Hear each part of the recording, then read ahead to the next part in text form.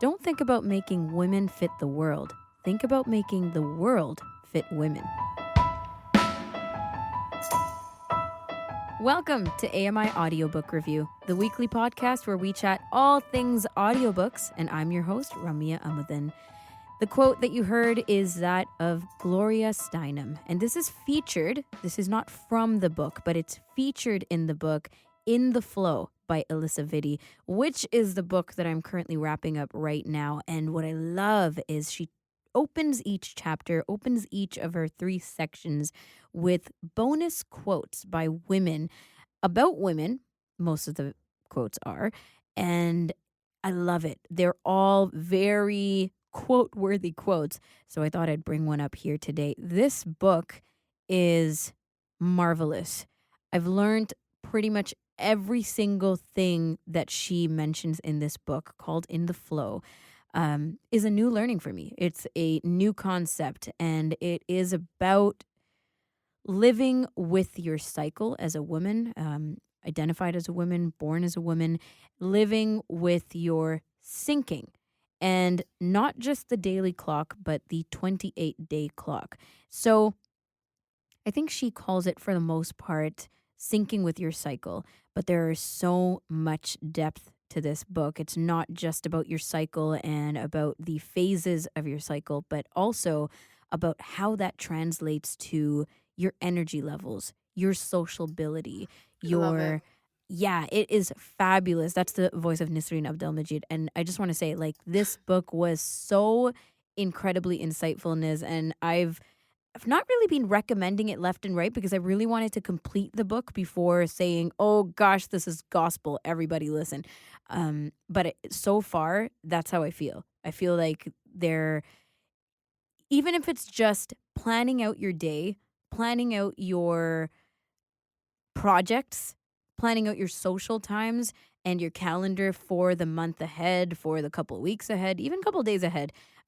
She expands on incredible thoughts and processes, and everything backed up. Everything is cited and recommended to us with science backing, with firsthand accounts of women all over the place. But yeah, check it out. If you're interested in what I'm saying, check it out. It's one of those things that I feel like a lot of people are afraid to talk about. Absolutely. There's still so much stigma. There's still this blanket over our world of it's a man's world, right? And so when we have these Mm, conversations yep. and bring up these concepts of let's try to fit ourselves as women um, around all these other things that are already so historically evident uh, to be okay for the man, not necessarily okay for the women. I think that reading these kind of books are super, super important. So that's In the Flow by Alyssa Vitti. That's Vitti. Moving along, before I get too long talking about this, let's take a glance at the CELA homepage. This is the Center for Equitable Library Access, and you can visit it by going to celalibrary.ca. And the 3 featured titles up on the homepage at the moment are Into the Broken Lands by Tanya Huff. This is a fantasy title. The second one is Spare. Who saw that coming? By the Duke of Sussex, Prince Harry, and this is a memoir. The third and final one on the featured list right now is Poster Girl by Veronica Roth, and this is a science fiction novel. I did see another Veronica Roth title up there last year, so really got some good fans going. Nisreen, you have brought something that's trending because it's been trending, and we also haven't talked about something trending specifically to start off the show in a while. So what do you have for us? Yeah, so we're going back to Prince Harry because he's making waves in the audiobook community. So Prince Harry has come under fire for trying to impersonate a Californian accent similar to his wife, Meghan Markle. He explained in his audiobook, Spare, how in his role as a trained FAC in Afghanistan, he had to be ready for any attack and work in collaboration with American pilots. So Prince Harry had interactions with other aircraft to coordinate attacks. His attempt at impersonating the American accent from fellow Army patrols had Twitter users in stitches. Actually, in fact, the recording shared on Twitter sparked laughter and surprise among social media users who mocked but also praised the Duke for his failed attempt.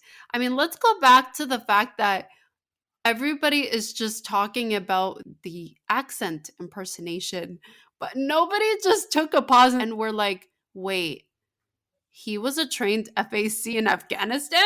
What? So that Oh, was the biggest okay. shock of it all for me. However, everybody was like, no, like, let's see how Prince Harry would sound with an accent, or let's see how he would impersonate an American accent. I mean, they went into detail in this article, Oh, geez. Rems. And this They is went into detail in this article and about this is how he for would. specific parts, right? In the book, not like he wasn't doing his whole book with this accent, was he?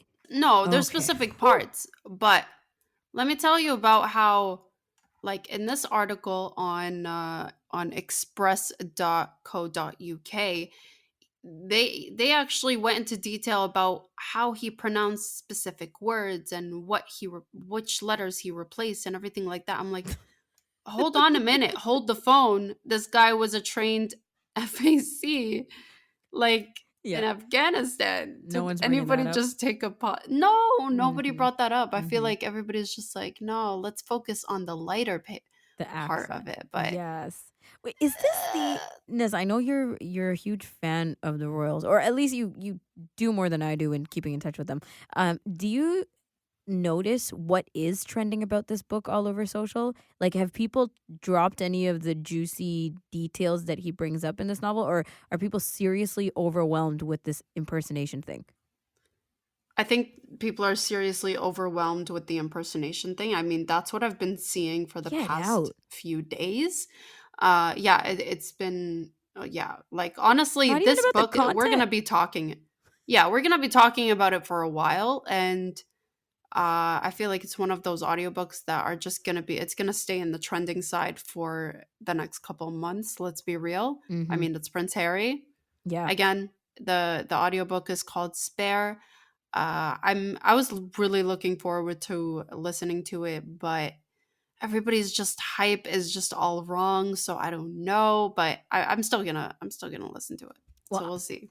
I'll say that the good part about all this is because he wants us to listen to this impersonation, good or not, it's making so much headway on social media. So pick up the Hmm. audiobook. Get it? Because you won't There's know. You're It- so funny. yeah, get it. And figure out whether or not he's doing a good impersonation. I'm so confused as to why this is what's making waves. Anyway, on today's episode, we're going to talk about other things as well. If you're not a fan of Spare, maybe you're a fan of other audiobook conversation. Em Williams is joining us, and she's the supervisor for media accessibility at AMI. She's discussing a welcoming read for those who are new to the disability conversation. This is AMI Audiobook Review.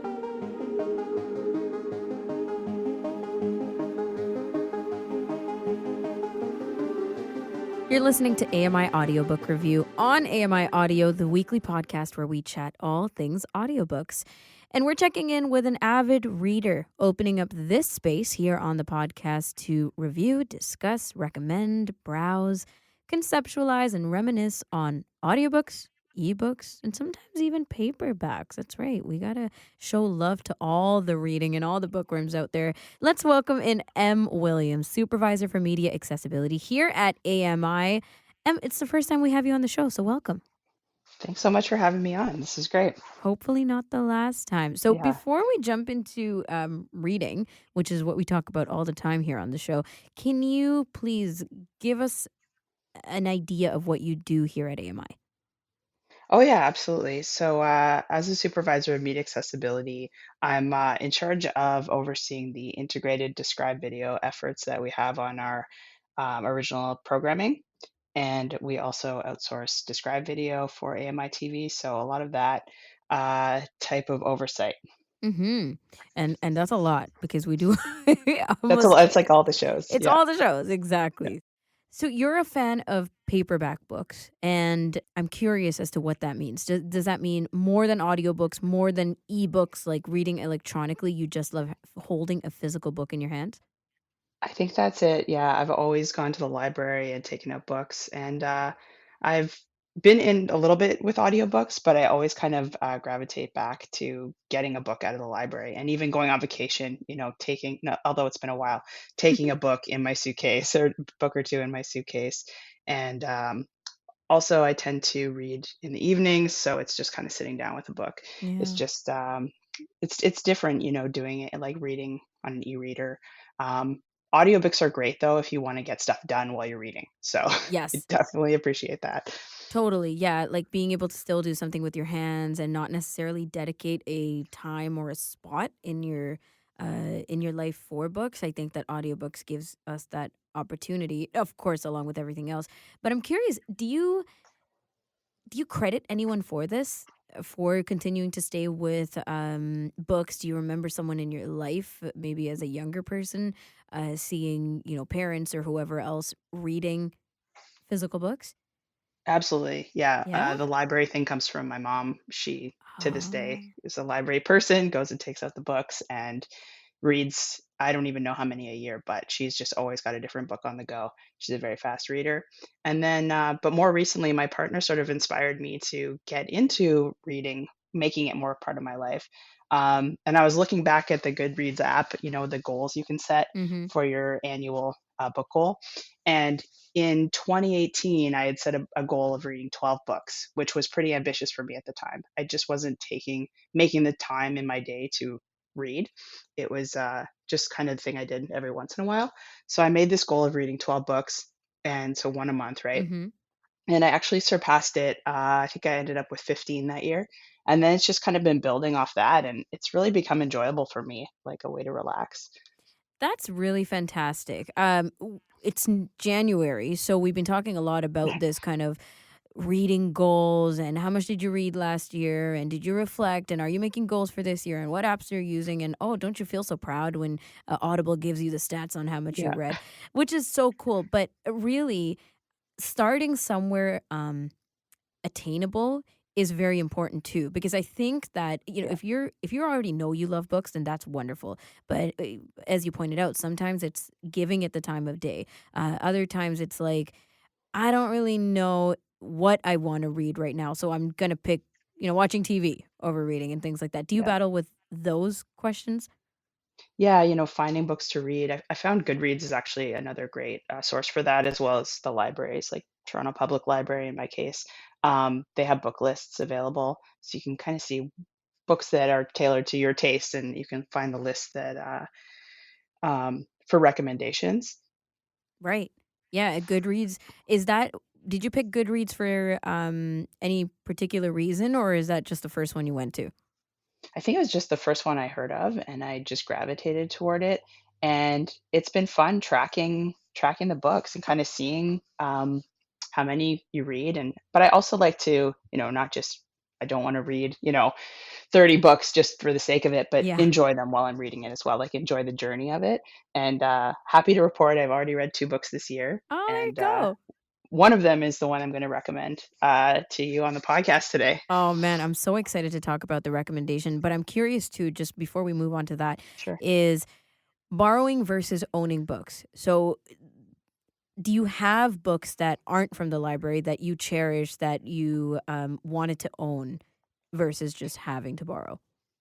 Yeah, I have a small stack of books that I own, but I tend to not reread them. So Mm, I that's why I think I like the library. okay. I Is can there always anything that come you back and reread? not really, Okay, not really. just curious. Didn't know if you were going to bring up Harry Potter because that's what I reread all the time. Yeah, Uh, for sure. and you have other than like making your visits to the library, there's a way that the books come closer to you, right? Yeah, so I use the holds option on the library website, and because I sort of live between about 4 of the libraries, and none of them are super duper close. We have Yeah. a bookmobile that swings by once a week, so it's a Thursday night ritual to sort of swing by, return the books, get books out, And also soon I will be getting books out for my small kids, twin boys that are a year and a half. Okay. And they speed through all the books we have around and they're going to want fresh material. So, That's amazing. So you're yeah, bringing it down into the next generation, right? Going to yeah, libraries, having that love for books just through the interaction of getting books. yeah. And my boys really love reading. They just over and over and over, they just love looking at the pictures and hearing the words. Mm. So it's fun. Do you remember the process of like picking books for your kids? I'm always curious about that because, of course, for us, pleasure reading is whatever we want to read. But when you're thinking, what do I read to a 1 year old? Of course, there are tons of options out there and ways that people make these children's books to say, okay, this is, catered to whatever age group. But do you remember that process for you? Yeah, we just have such a variety. I mean, what we have at home is basically like what we've been given for as gifts or, hand-me-down books kind of stuff. Mm, But sometimes we do go out and seek certain things. Like I imagine they'll start being interested in certain topics and we'll want to get books that appeal to them. So it'll be yeah. exciting to have them go in and pick books off the shelf. And it's funny, they just love to read the same one over and over and over. Exactly, right? And reading Yeah. to them. Do you like reading stories out loud? Yeah, I actually love reading to them. Okay. So they're twins, so one on each knee, it's a lot of Aw, fun. that's so sweet. I love it. Now, you mentioned Goodreads, and I also wanted to ask, do you review a lot of books? Do you tend to rate and review? I actually don't do that. I'm not really sure why. I mean, I enjoy the books, but I just don't think it's my thing to like write up a Mm, review about it. I just kind of mark it as read. I might give it a star rating, and then I'll move on to right. what's next on my list and start the next one Exactly. right away. Yeah. We talked late last year on the show about how Goodreads and Amazon are, well, first of all, they are a thing together. Goodreads is Amazon, but Goodreads is kind of collaborating more outwardly with Amazon books to say, here's a Kindle score, here's a Goodreads score, here's an Audible score. And I'm very Okay. curious when they start implementing that, how people are going to utilize that information to pick their books, browse, etc. Yeah, I do use other people's ratings to sort of see, oh, okay, this book only Exactly. has 3 stars, but yeah, I'm not big on doing it myself. No, I know, I know. We're lurkers, whatever the book version of Yeah, lurkers are on social media. Yeah, that's what it is. So yeah. let's talk about your recommendation. What do you have for us? Sure. So I actually recommended this to the staff at AMI. A title called Demystifying Disability: What to Know, What to Say, How to Be an Ally. And it's by Emily Ladau. She's an activist, writer, and speaker. And this book just was published in 2021. So it's fresh, and it's a really quick read. It's written to be pretty easy to read, just over 150 pages. So that is the Hmm. recommendation that I want to talk about. 150 pages, you said? Yeah. Okay, that sounds very short. I'm so curious about the kinds of information that would be packed in a book this tiny. Yeah. Yeah. So we've got everything from a section on disability language, which is a great reference section. And this is the type of book that you could read cover to cover, like I did, or you could just, this is the kind of book you'd want to own. You'd have it Mm. on your shelf and you could, there's an index. You can just kind of flip to what you need to know or what you want to know, which is really nice. There's also a snapshot of history of disability, advocacy, and change over the past 100+ years. Oh. Um, and just flipping to the contents here, she calls it an incomplete overview of disability history. So it really is a snapshot. And that's the thing. It's like, it's very concise. It packs a lot of information and it makes you want to know more. And that's really cool. Hmm. And then a couple other sections we have ableism and accessibility, disability etiquette 101, disability in the media, and a piece on allyship at the end. So, if you don't mind, I'd love to just read a quick excerpt just from the intro. Mm-hmm. And she really makes it a welcoming place to be in this book, And she says, "I'm not here to judge. Consider this book a safe space to learn and find answers to certain questions you might have but aren't sure how to ask." I So that's love pretty that. cool. Yes. And then in terms of being an ally, um, this is like this. So that's in the beginning, and this is at the end. So I thought that was a nice way to give you the bookends. Ableist words are so embedded in society's vocabulary and mindset that avoiding them and actively remembering to use alternatives needs to be an ongoing process. To apply this idea more broadly, to dismantle ableism, remember being an ally needs to be an ongoing process. So I thought that was really That's cool. very encouraging. It is Hmm. very encouraging. And for me, identifying as a person with a disability, uh, is it's kind of like, the pressure is off, right? We want to understand that it's important to have these conversations.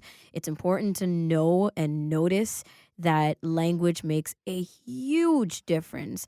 But also that whole ongoing process is that we're not exactly where we need to be or want to be.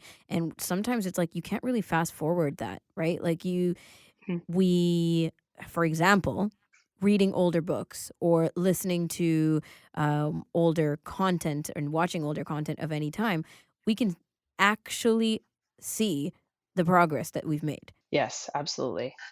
In other books I'm reading, like last year and now, it's Hmm. like those ableist words still creep in. Of course. And so there's still a lot of work to do. And she does talk about that as well. But there has been a lot of change for the better, Hmm. obviously. But it was just really interesting to have this like great snapshot. And then, of course, there's a section on further reading. And, I have been inspired to take out the audiobook for another title. So Okay. um, I was on Overdrive and I got out Disability Visibility by Alice Wong, and I'm looking forward to hearing what that is all about, published in 2020. Um, so I will be getting into audiobooks this year, I guess. Now, when you read books in this context, do you read it for educational purposes? Because it's embedded in your role, right? Like in your professional work here at AMI. So I'm curious about like, does this feel professional to you, or do you take this stuff home and feel that it's part of your pleasure reading, your want to know more? Absolutely. I mean, it's because of my work, I'm obviously very interested in it and passionate Mm-hmm. about it. And the more you learn about, ways to be an ally, or, even when we're talking about the language, like words not to use or the preferred words, like it makes you want to learn more and you realize that you have to continue that education. So I took this book out as one of my pleasure reading books, but I really feel that it was worthwhile to read for my job as well. And that's why I recommended it to the staff, Yeah. because it's a great resource um, for allies that work at AMI. I think the length of this book speaks to how it's meant to be an easier read, right? It's meant to be let's Hmm. just start the conversation. Like, this is in no means, the guide to 100% of the time, this is what you do, but it's like a start. Um, what would you say would be, maybe there's a difficult question to answer, but have you had instances in your progress of allyship for people with disabilities where you felt that something was a difficult read, or certain ways that things were presented were difficult for you to take in compared to this Yeah, one? I mean, yeah, I think so. Definitely more of the academic mm, things. I have taken other books out of the library on disability, and this one by far was just the easiest to pick up and to read. And I think it's just because it covers so much in a very easy format, hmm. and it's just because it's not an academic, it's not a textbook, so definitely very welcoming. Yeah, of course. And there's like the difference between, something that's research based versus something that's firsthand account of lived disability experience. And there's obviously, incredible perspectives from either and even further kinds of categories for this kind of reading. Yeah. Yeah, I'm curious about your what you'll pick up in the next ones, or because sometimes what I find is when I pick up a book, I've read that, then I've gone on to things that they've cited in that book. Just keep going down this road of very interesting and also expanding perspectives of what was just started off as like a curiosity read. Yeah, it's kind of like, the web surfing of books. Yeah. It's like, "Oh, okay, that was interesting. I need to know about more about that." And in addition to the books she recommends with further reading, there's videos. Um, Ah. and films. So there's lots of content to get in various ways. And I mean, it just goes on and on. There's like 5 pages of recommendations. Yep. So there's a lot there. One of the ones for sure to check out is I'm Not Your Inspiration, which is the Stella Young TED Talk from 2014. Oh, look at that. We got recommendations on recommendations. I know. And thank you so much for joining us. This has been awesome. I hope this is not the last time you come on the show, because I would love to talk further with you about what you love to read and recommendations that you have for our audience. Appreciate your time. Thank you so much. 4 years ago, I could never imagine myself talking about book recommendations. So, Yes. I've come a long way, and it's great content, and it's been great to chat about it. Oh my gosh, so great to talk about it with you too.